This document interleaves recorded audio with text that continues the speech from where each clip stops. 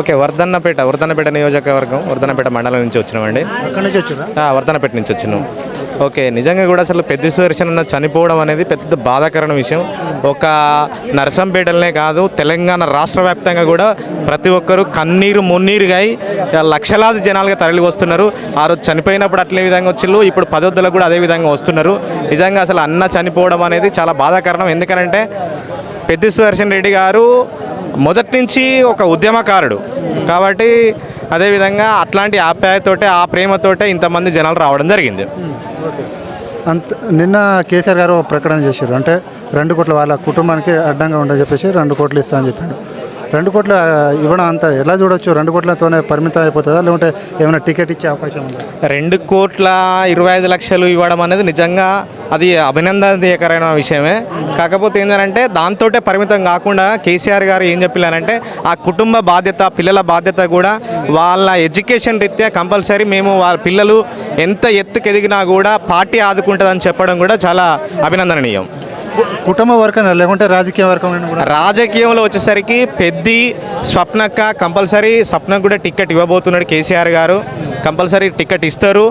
పెద్ది స్వప్న కూడా గెలవబోతుంది ఈ నియోజకవర్గం. ఇక్కడ నర్సంపేట నియోజకవర్గ ప్రజలు, నర్సంపేట నియోజకవర్గంలో ఉన్న జనాలు అందరూ ఆదరిస్తారు. కంపల్సరీ మళ్ళీ రాబోయేది బీఆర్ఎస్ పార్టీ.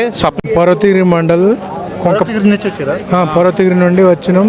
యూత్ గ్యాంగ్ అంతా వచ్చినాం.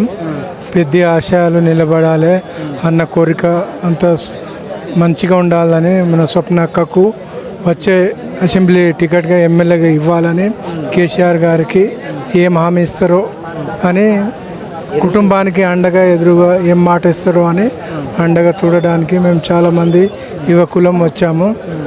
అన్న చేసిన ఉద్యమం కానీ ఎలాంటి అభివృద్ధి పనులు కానీ చాలా మంచిగా ఉన్నది.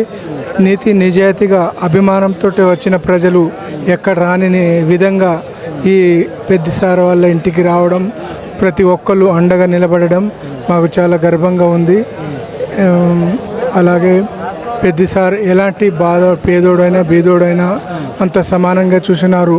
కానీ ఆశయం కోసమే నిలబడ్డారు. కానీ ఆస్తి కావాలి, నాకు అది కావాలి, ఇది కావాలి అని ఏ రోజు కానీ అలాంటి మనసులో పెట్టుకోకుండా పేద ప్రజలకే నీతి నిజాయితీగా ఉండడం వల్ల మేము చాలా పేద ప్రజలం వచ్చి సార్ని కడసారిగా చూసి బాధపడుకుంటూ పోతున్నాం. స్వప్న అక్క ఆశయాలు కళ్ళలో ఆనందం చూస్తాం. అది కేసీఆర్ అండగా ఉండడం అంటేనే జరుగుతుందని మేము అంత భావించుకుంటున్నాం. ఇప్పుడు బీఆర్ఎస్ పార్టీలో అంత ముఖ్యమైన నాయకుడు పెద్ద సుదర్శన్ రెడ్డిని కోల్పోయారు. ఎలా చూడొచ్చు? ఇప్పుడు నర్సంపేట నియోజకవర్గం బీఆర్ఎస్ క్యాడర్ కింద పడిపోతుందా? ఎట్లా? పడిపోదు. 100%గా ఎవ్వరు ఎన్ని చేసినా కానీ వచ్చేది స్వప్నకే. మళ్ళీ ఎమ్మెల్యేగా ఆనందంగా చూడాల్సిన అక్కకే చూస్తాం. ఎవ్వరు ఎన్ని చేసినా అక్కే గెలుస్తుందని మా ఒక ఆశయం. ఖానాపూర్ మండల్ మంగళారపేట. అన్న సుధాన్న మేమిద్దరం ఒకేసారి జడ్పీటీసీలో మేమిద్దరం ఒకేసారి జడ్పీటీసీలో 2001 నుంచి 2006 వరకు. అప్పటి నుంచి మాకు దోస్తాన్ మొదలైంది. ఈ మధ్యన అన్నకు ఇట్లా ఆరోగ్యం బాగలేదు, హాస్పిటల్లో ఉన్నారంటే చాలా బాధ అనిపించింది. అన్న కోలుకోవాలనుకొని మేము రోజు పొద్దున లేచి దేవతలను కోల్చుకునేది. అయినా భగవంతుడు మా మధ్యన లేకుండా చేసిండు. అన్న చేసిన కృషి ఎనలేనిది, మరవలేనిది. ఏ మినిస్టర్ కూడా చేయలేని కృషి చేసిండు. పాకాల చెరువుకు గోదావరి నీళ్ళు తీసుకొస్తా అని మాట ఇచ్చిండు. మాట ఇచ్చిన తర్వాత కూడా కొంతమంది ప్రతిపక్ష వాళ్ళు నువ్వు కనుక నీళ్లు తీసుకొస్తే నీ కాళ్ళు కడిగి మేము నెత్తిన పోసుకుంటాం అన్నారు. అలాంటి పనిని కూడా అన్న చేసి చూపించిండు. అదే మా మంగళారిపేట ఏజెన్సీ విలేజ్లల్లో ఈ ROFR పట్టా బుక్కులు అయితే లేదు, మాకు ఎవరు ఇయ్యలేదు. కానీ అన్న ఒక మాట చెప్పిండు, నేను మీకు ROFR పట్టా బుక్కులు ఇప్పించిన తర్వాతనే మీ ఊళ్ళోకి వచ్చి ఓట్లు అడుగుతా, అంతవరకు అడగనన్నాడు.